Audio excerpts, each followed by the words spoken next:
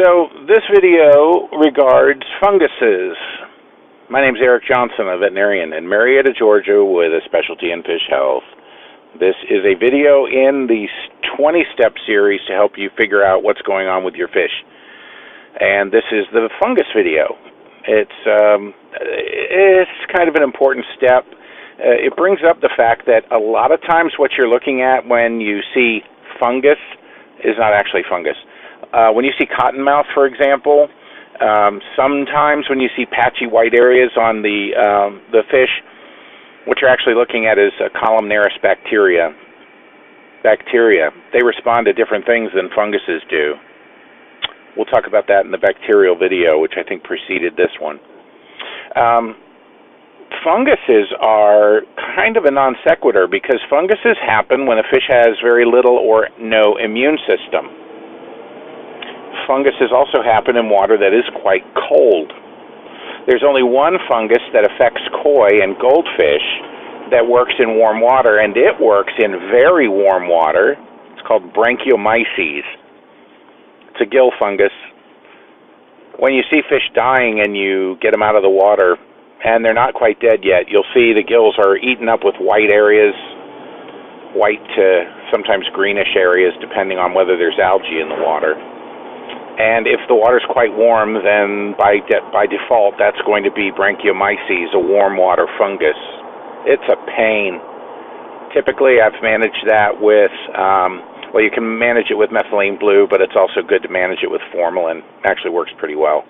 Problem is the fish have bad gills, and you're using formalin, which is caustic and consumes dissolved oxygen, so in warm water, which is where Branchiomyces happens. So when you're treating warm water fungus, it is so important to get your dissolved oxygen levels up. Aeration, crazy aeration. Cool the water down. Get going with formalin. That'll take care of the warm water fungus. Oh, and bring the immune system of the fish back on board. But when you see most funguses, the water's on the cool side because that's what they depend on. Recent handling to take the immune system down. Cold water to take the immune system down. Chronic parasitism takes the immune system down. Or too small facilities, crappy quarantine, stuff like that. All rule outs for fungus. It's not hard to diagnose under the microscope. If you go to step 20 where the resources are, it'll probably lead you to some tutorials on how to use a microscope, where to take classes to learn how to do that, etc.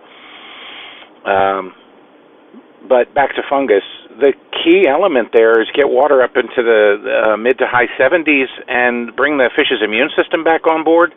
You can use formalin if you want to, but it's kind of caustic. I would only use that for the warm water fungus.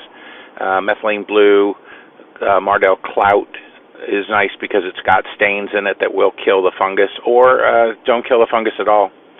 Especially with koi, I have a tendency to want to leave those alone because once you bring the fish up into the mid to high 70s and the immune system comes back on board and the fish starts eating krill or freeze-dried shrimp or some other highly palatable food, the immune system comes back on board and the fungus stops spreading, and then the fish will reject the fungus after sometimes quite a while.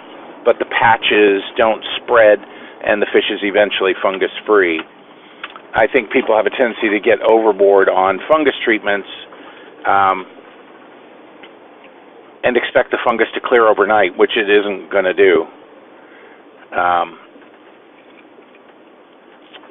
So let's just say that you have a 30-gallon fish tank with sick fish and you see fungus all over them. I'm going to tell you that that is an issue of probably water quality, water temperature, stressed fish, too cool of water. All of those are possibilities. You just got to fix those things. You don't even have to treat the fungus. The fish will do that for you most of the time. But if you see something like fungus on the mouth, easy. If you see fungus on the mouth, sometimes on the fins, it's actually not fungus at all. It's actually columnaris bacteria. That's kind of a different thing. Not quite as easy to treat.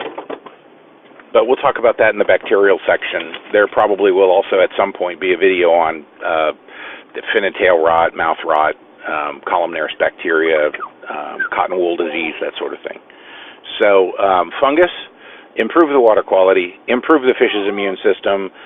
If you want to treat it, go ahead. Watch out for warm water fungus, and in all probability, if you just bring the fish up to par as far as their immune system and the water temperature's up, you're going to do fine.